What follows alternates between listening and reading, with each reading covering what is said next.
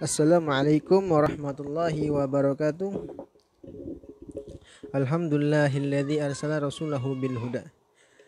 Alhamdulillah, sekarang kita akan membahas fasal siwak. Siwak itu apa? Yaitu ma yu'khadhu minal istiyak, yaitu menggosok. Nah, sedangkan siwak itu memiliki marotib, memiliki fadilah dan keutamaan yang berlebih. Tadi sisi ibadah, dari sisi pahala yang dihasilkan, dan juga dari sisi kesehatannya. Bahkan siwak ini disebutkan oleh para peneliti mengandung suatu enzim yang bisa memutihkan gigi apabila menggunakan kayu orok. Bagaimana Rasulullah SAW bersabda dalam salah satu hadisnya, "Lau asyukka ala ummati la amartukum bisiwaki inda kulli shalah wa fi riwayati akhir inda kulli wudu." Jika aku tidak takut memberatkan kepada umatku, maka niscaya aku akan memerintahkan kepada mereka untuk bersiwak di setiap mau sholat, dan di riwayat lain di setiap mau wudu. Saking Nabi sunnahkan menggunakan siwak. Yusannu siwaku fi kulli hali wa yata'akkadu lil wudu was shalah li kulli ihram. Sunnah bersiwak, hukumnya sunnah fi kulli hal, setiap keadaan apapun, di jam apapun, 24 jam tetap hukumnya sunnah menggunakan siwak. Wa yata'akkadu, dan sangat dianjurkan menggunakan siwak ketika ingin melaksanakan sholat dan setiap takbiratul ihram di dalam sholat. Wa iradatul qiraatul Qur'an wal hadis, dan ingin membaca Al-Qur'an dan juga hadis disunahkan bersiwak. Ada sebagian daripada orang yang tidak mengetahui siwak itu apa. Siwak itu adalah suatu benda yang digosokkan kepada gigi seorang yang ingin melaksanakan ibadah. Disunahkan. Dan ada kalau mau beli itu namanya, ada yang paling afdolnya kayu arok yang biasa dijual 10 ribuan itu. Yang dipakai, yang biasa dipakai oleh para orang-orang tuh. Itu kayu arok. Marotipnya yang pertama, yang paling afdol adalah menggunakan kayu arok yang berasal dari Irak atau Turki. Yang kedua yang paling afdol menggunakan akar daripada buah pohon zaitun atau akar kurma. Yang ketiga kayu. Yang keempat kalau nggak ada kayu, sesuatu yang berbau wangi. Yang kelima baru setiap sesuatu yang keras. Nah itu kalau kita tidak memiliki siwak, maka sunnah saja kita menggunakan sesuatu yang sekira-kiranya memiliki bahan yang keras. Contohnya sarung. Ketika mau sholat, nah segini. Biasanya orang-orang tuh kalau nggak memiliki siwak, kalau menggunakan siwak ya pakai siwak lebih afdal. Wadzikri, dan ingin zikir juga disunahkan, sangat ditekankan membaca Al-Quran dan membaca hadis, kemudian membaca zikir. Wa isfirarul arsnan, dan ketika gigi mulai menguning disunahkan bersiwak. Siwak.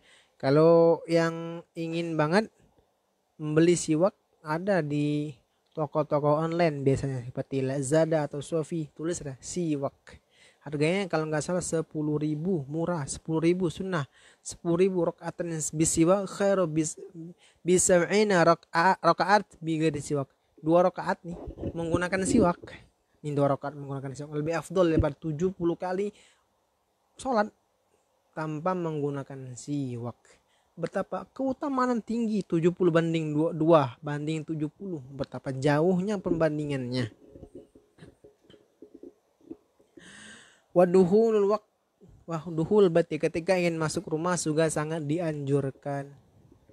Wal qiyamu minan naum, dan ketika bangun tidur disunahkan juga, sangat dianjurkan untuk bersiwak. Habis bersiwak baru gosok gigi. Nah gosok gigi sama siwak sama aja. Wa iradatun naum, dan ketika ingin tidur juga disunahkan menggunakan siwak agar ketika bangun segar mulut itu. Wa likulli halin yataghayyaru fihi al-fam, dan setiap keadaan yang sekira-kiranya telah berubah bau dari mulut kita. Kita disunahkan untuk bersiwak. Kalau nggak ada siwak, boleh menggunakan sikat gigi. Wa yukrahu shaim ba'da zawal, dan sunnah ini bisa berlaku apabila dia tidak dalam keadaan berpuasa.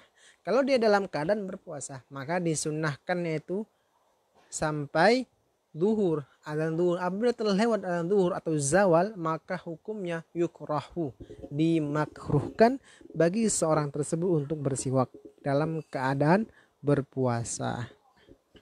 Wa araku aula thummal nakhl. Kayu arok lebih utama, tadi sudah dibahas. Kayu arok itu lebih utama, kemudian baru nakhl, pelepah kurma atau akar kurma. Wa istahabu an istaqa biyabisin nadi bil bina bil ma'i wa istaku ardan. Dan disunahkan juga menggunakan siwak itu, bersiwak itu menggunakan sesuatu yang kering, yang basah, yang lembab, yang terlebih dahulu yang kasar, kemudian dibakar wa istaku ardan. Disunahkan bersiwak itu membentuk angka 8. Angka 8 disunahkan. Ardan menyamping, membentuk angka 8. Tahu kan angka 8? Gini nih. Gitu. Illa fil lisan, kecuali ketika mau menyiwaki lisan, lidah, maka tidak disunahkan angka 8, cuman di sini ini.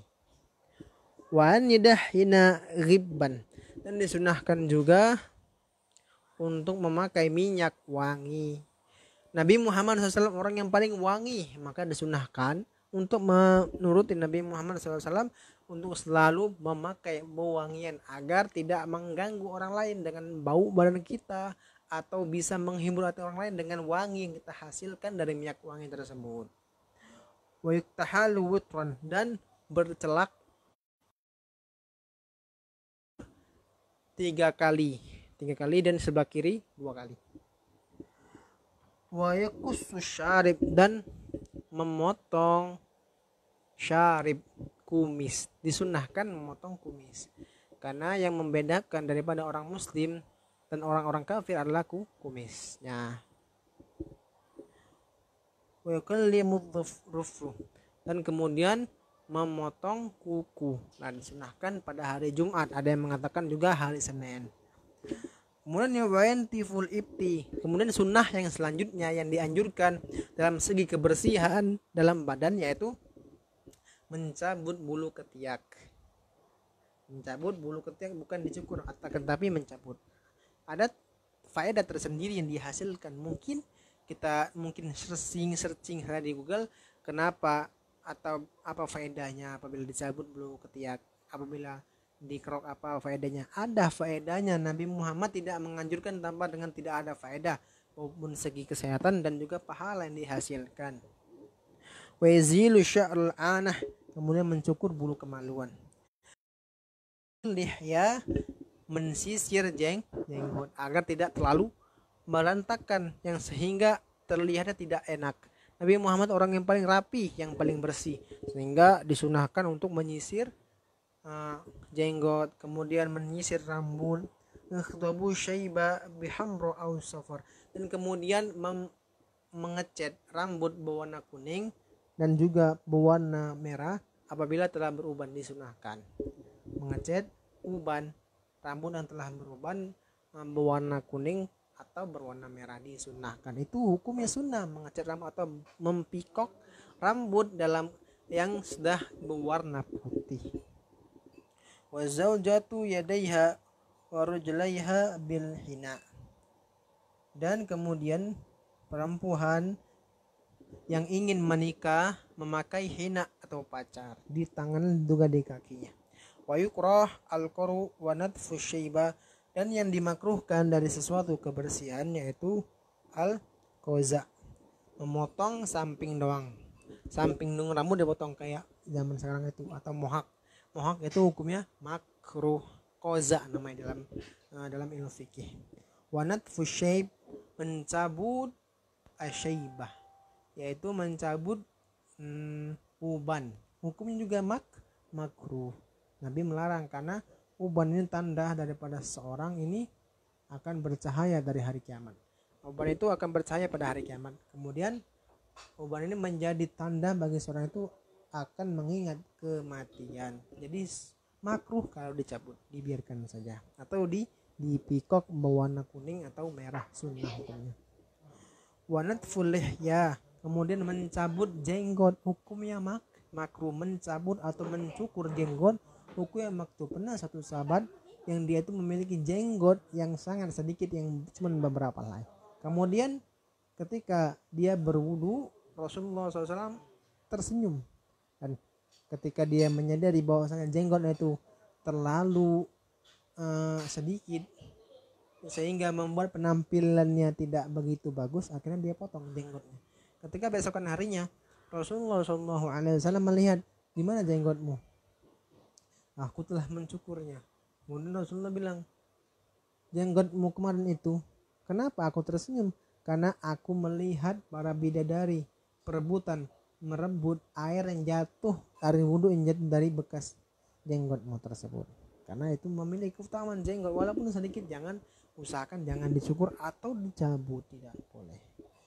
Wal masyi fi na'li wahid, kemudian berjalan menggunakan sendal satu, hukumnya juga makruh. Maka disunahkan melepaskan dua-duanya. Apabila kita memiliki cuma satu sendal, maka disunahkan melepas kedua-duanya. Kalau memakai satu doang, hukumnya makruh. Wal inti'alu qa'iman, memakai sepatu atau memakai sendal dalam keadaan berdiri, hukumnya juga makruh karena dikhawatirkan akan terjatuh. Nah, ketika setiap sesuatu yang makruh, setiap sesuatu yang sunnah itu memiliki keutamaan, maupun dari segi kesehatan atau dari segi pahala. Nabi Muhammad tidak pernah salah dalam menentukan yang baik dan yang tidak baik. Maka itu Nabi Muhammad orang yang paling pintar di atas muka bumi ini. Kita akan besok membahas tentang al-wudu, tentang wudu. Bagaimanakah kaifiyatil wudu, cara berwudu yang benar dan baik. Bahwasanya Rasulullah SAW bersabda, barang siapa talabul ilmi faridatun ala kulli muslim, mencari ilmu agama hukumnya wajib bagi laki-laki dan perempuan, wajib fardu ain, laisa fardu kifayah, bukan fardu kifayah, hukumnya fardu ain, perseorangan, wajib bagi perseorang untuk mencari ilmu. Ketika seorang mukmin apalagi seorang yang penimba ilmu tidak masuk ilmu kepada hatinya, kepada pikirannya selama 3 hari, maka hatinya akan menjadi keras. Al-qaswatul qulub, orang yang hatinya keras susah untuk masuknya nasihat, susah untuk mendapatkan hidayah dari Allah Subhanahu wa ta'ala. Ketika hidayah masuk, tidak bisa masuk ke tempat yang kotor. Maka kita usahakan untuk selalu masukkan ilmu agama, karena ruh itu juga ingin merasakan makan. Ruh ada kalanya seperti badan kalau tidak makan akan merasa sakit. Begitu juga ruh seseorang, makanannya adalah ilmu agama dan zikir dan juga beribadah kepada Allah. Apabila ruh tersebut merasa kelaparan, maka dia akan merasa sakit. Apabila terlalu lama sakit ruh tersebut, maka akan mati. Makanya ada orang yang hidup tapi hakikatnya mereka mati, karena hati mereka telah tertutup dari hidayahnya Allah Subhanahu wa ta'ala. Maka itu harus selalu untuk mencari ilmu dimanapun berada, fi kulli hal. Maka nih, begitu saja kesimpulannya, sangat dianjurkan. Kalau mau beli tinggal cek di Google atau di Lazada, bisa ada juga di Shopee, itu bisa pesan siwak sunnah cuma 10.000, tapi mendapatkan pahala 70 kali lebih afdal daripada 2 rakaat salat biasa tanpa menggunakan siwak. Subhanakallah wa bihamdika asyhadu an la ilaha illa anta astaghfiruka wa atubu ilaih.